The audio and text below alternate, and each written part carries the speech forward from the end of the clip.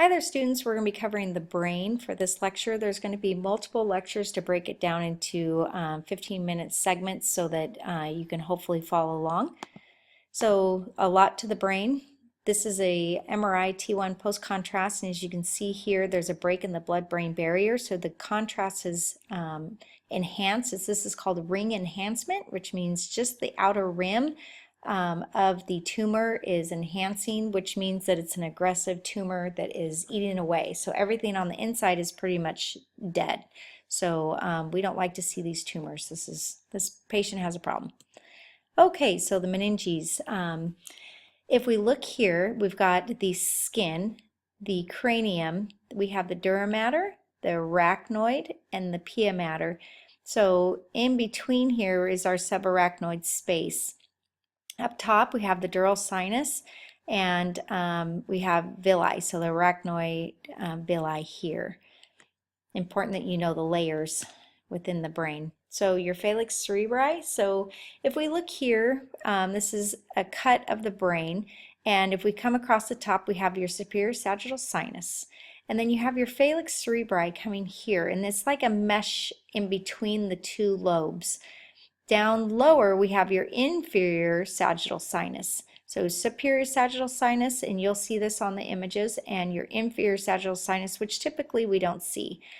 Down along the bottom, we have your tentorium cerebelli, and so that's another mesh, and you'll see that mesh when we're looking at the images.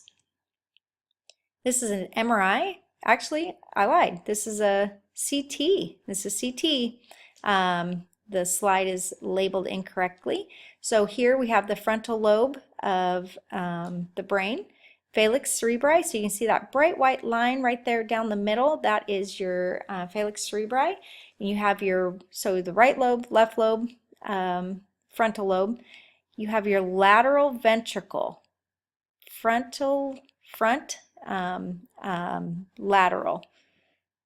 Down the middle is your third ventricle. You can see your tentorium. You'll hear me just refer to it as a tentorium because there's no other tentorium within the body. Back here is your cerebellum. Here's a coronal MRI, and we have your phalanx cerebri down the middle. MRI, we don't see it well. We see it well on CT. Here is your cerebrum with your cerebellum posterior. Sagittal T1, you can see the dura mater, the little piece right there. We'll be able to see it once in a while. Your tentorium, you can see a little bit here on this MRI T1 right there. There's your phalanx cerebri with your tentorium lining right there. Here's your cerebellum. If we're looking at the ventricular system and we look here going coronal plane, so we're going A to P. Here is your right ventricle, here's your left ventricle. Now it wraps around and comes anteriorly, which we'll see over here. This is your temporal horn of your lateral ventricle.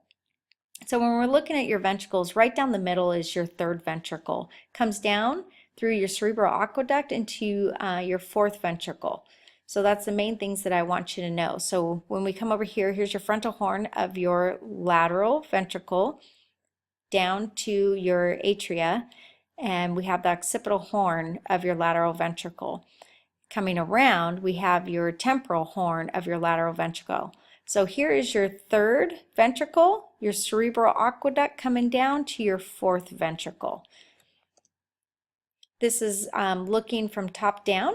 If we look, we have your frontal horn of your left lateral ventricle, if you really want to be precise, coming back to your occipital horn. So this is your left ventricle occipital horn, and to your left temporal horn of your lateral ventricle. Down the middle is your third ventricle, which goes down your cerebral aqueduct to your fourth ventricle. So you can see that your third ventricle lies right in between the two ventricles. Looking here, this is actually it's the black, so this is the axial T1, and it's the black that is labeled. They missed a little bit, so it's the lateral ventricle anterior horn. You have your septum paniculum right down the middle. Your thalamus. Now your thalamus is going to go around the third ventricle. So if you see your thalamus, you're going to know your third ventricle is right down the middle. So these on the outside here, that is your lateral ventricle occipital horn. And then you have a little thing in there that we're going to talk about here in just a minute. So this is axial CT. We have the left frontal lobe, the left temporal lobe. Here's your pars petrosa, your cerebellum. Here's your fourth ventricle right there. And this is that little dot right there, the black dot on both sides. That's your temporal horn of your lateral ventricle where it comes down. So you can see how low we are. You can see your pars petrosa, and it's right in there. Okay, sagittal T1. This is your lateral ventricle and your third ventricle. And I want you to know your cerebral aqueduct to your fourth ventricle, and then your cistern magna down below. That's important that you know that too, and I'll explain that later. CT axial, this is your pons. You can see here we're pretty low. We're down pretty low, and you can see we're just coming into the pons here. So pons, this is your cerebellum, your cistern magna, your fourth ventricle, and you can see your tentorium right there. It's enhanced a little bit. So here's your coronal T1. This is left ventricle. This is your lateral ventricle of your occipital horn. See how far back we are right here? So you know your posterior, so that's your occipital horn. This is a slice through your fourth ventricle. Your phalanx cerebri right down the middle. You have your lateral ventricle. This is your left lateral ventricle, and it's just kind of down the middle, so I wouldn't call it anterior horn. And here's your third ventricle. You have the, that's fine. I wouldn't ask you to label the two bottom ones. It's not clear enough. So your choroid plexus with CSF flow, your superior sagittal sinus across the top, what I showed you on that other image. You have your arachnoid little granulations, and I'm going to show you on a CT. You can see those pretty well. Your subarachnoid space.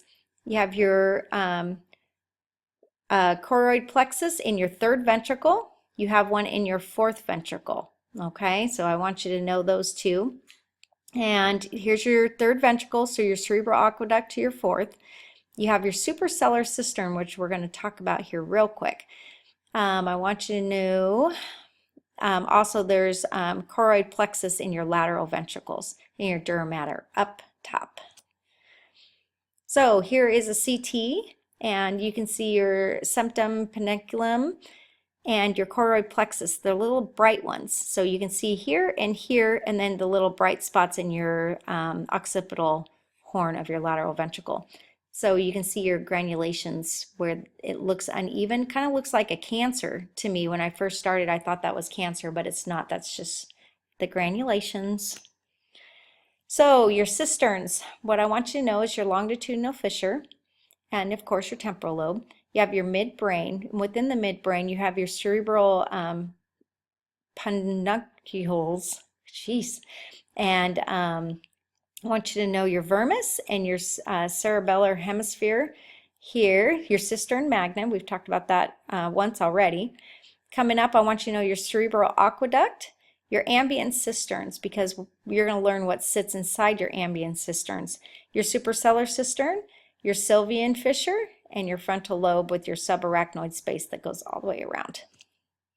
This is MRI T2. It's an axial. So we have the lateral fissure, and here you have your middle cerebral artery that sits right in there. So we're tagging fluid but not blood. Here is your suprasellar cistern. So this is just above the pituitary gland. You can see where we're slicing there. I want you to know your midbrain, your ambient cistern, because your posterior cerebral artery sits right within your ambient cistern.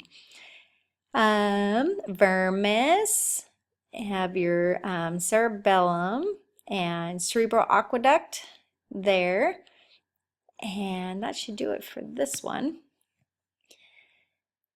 Coming here to this one, I want you to see your suprasellar cistern. That's important that you see that. And your lateral fissure, which we also call the sylvian fissure. You have your ambient cistern, and you can see your posterior cerebral artery right in there. So this should look familiar. You've seen this last week. So here is your cerebellopontoon angled cistern, CPA, right here. So that's showing nicely. Within your CPA is your basilar artery. Really important you know what that is as we study the vessels of the brain. It's important that that's patent, which means open and showing. So here is your pons. You can see where we're cutting through, and we're right in the pons. Here's the pons, so you can see that we're cutting really low, so we're in the pons. Here's your fourth ventricle, your cerebellum, and your IAC here. This is a CT, frontal sinus, crista galli, left orbit, sella turcica. Here's your pons. Your CPA is dark because it's not as dense as everything else. So, central sulcus. The precentral gyrus is the motor strip of the brain, where the postcentral gyrus is the sensory strip of the brain. So if we're looking here, here's your precentral, which is your motor strip, and then you have your central sulcus here, right down the middle, and behind that is your postcentral gyrus, which is the sensory strip of the brain. So you have your parietal lobe, occipital lobe, temporal lobe. Here's your sylvian fissure with your frontal lobe. Your sylvian fissure or your lateral fissure we use in centering for seizure brain. So if a patient comes in for seizure, that's where we're angling to, is that fissure. So it's important that you know what it is. So looking here at the sagittal T1, you can see your precentral and your central. So the central is going to come down pretty low. It's going to look a little bit different than the other parts, and it's kind of by the vertex of the skull. So precentral, your central gyrus, and your post. So with your parietal lobe here, occipital lobe, temporal lobe, and here's your sylvian fissure or your lateral fissure, and your Broca's region. Important that you know where Broca's region is, because if there's a stroke in there, that's a something you have to report immediately. So looking here, we have the longitudinal fissure. You have your cingulate gyrus, frontal lobe, anterior horn of the lateral ventricle. Coming down, here's your insula. So coming in from your sylvian fissure is the insula, is the gray matter around it. Your thalamus on a coronal looks like a heart. You can see the heart here, so it looks like a heart. Thalamus. Coming out, you have your temporal lobe, amblygata. Now, if you call it the amblygata or the parahippocampal gyrus, I don't know the difference, to be honest with you, between the two. They look like the same spot to me, and I'm not going to have you label them. You know, it's interchangeable for you. So the optic tract, you can see, runs right through there. So if there's a tumor in here, it pushes on the optic tract. So here's your sylvian fissure with your insula running around it. So white matter and gray matter around the outside. Now this right here, this bundle, is your corpus callosum. Very important, we're going to study that.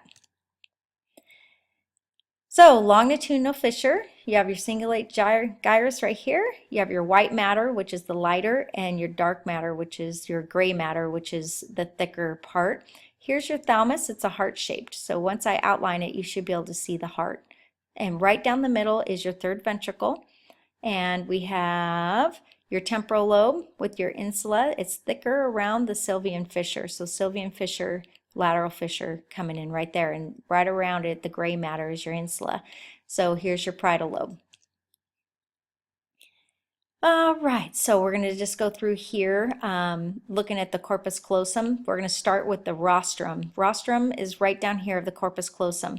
Coming up is your gnu of your corpus callosum. It goes to your body, to your splenium. So rostrum, gnu, body, splenium. So here is your third ventricle, and we have the, why is my brain not working? Cerebral aqueduct coming down to the fourth ventricle.